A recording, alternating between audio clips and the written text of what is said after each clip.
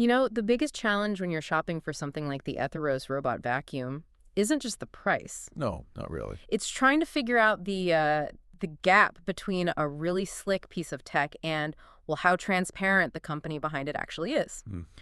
We've got a set of sources that analyze the website you'd buy it from, and the data is pretty wild. Independent reviewers slapped it with a transparency score of just 1 out of 100. One. That's a huge red flag. Just smells like a major catch. Okay, let's unpack this.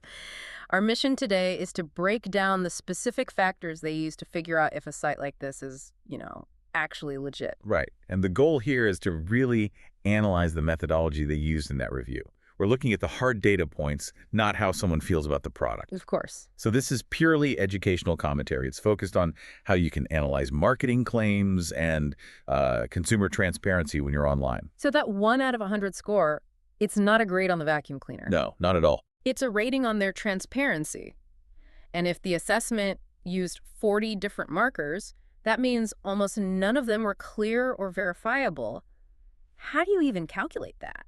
Well, a score that low immediately tells a savvy consumer that the website is either not compliant with standards or it's being deliberately opaque in some really core areas. So it's a choice they're making. It looks that way. Yeah. The review process was rigorous. They didn't just glance at the homepage. They checked over 40 different elements to get to that conclusion.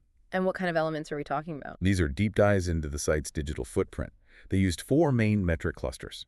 Things like the website's hosting details, the technology stack it's built on. Okay, so the code and tools they use. Exactly. Also, any geographic location markers they could find. And finally, site popularity metrics. And what did that tell them? So if we connect this to the bigger picture, the technology stack suggested a pretty high investment, which is interesting. But then the geographic markers were routed through a shell address in a totally unexpected place. So you have this fatal disconnect between how professional it looks and what the corporate reality might be. Wait, I'm having a hard time squaring that. Because the source material also said the site's servers operate smoothly. It's a fast site, a polished experience for the user. If the site works perfectly, doesn't that, I don't know, outweigh some minor issues with paperwork somewhere? Where did they draw the line? And here's where it gets really interesting. A high-performing site can still lack the most essential data points you need for consumer confidence. Right. Running a smooth server just means they invested in decent hosting, which is relatively cheap these days. It doesn't tell you who runs the business or where they're physically located if you need legal recourse. Or even if their policies are stated clearly. Precisely. The analysis gathered all this information from those 40 factors, and the data just revealed this consistent opacity. That's what led the reviewers to express some pretty strong concerns about the site's clarity and, well, its open communication with you, the potential buyer. So what does this all mean for someone just trying to buy a vacuum? The takeaway seems clear. I think so.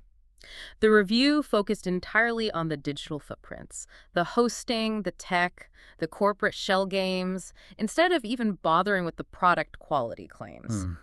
This suggests that you, as a consumer, really need to look past how slick a website looks.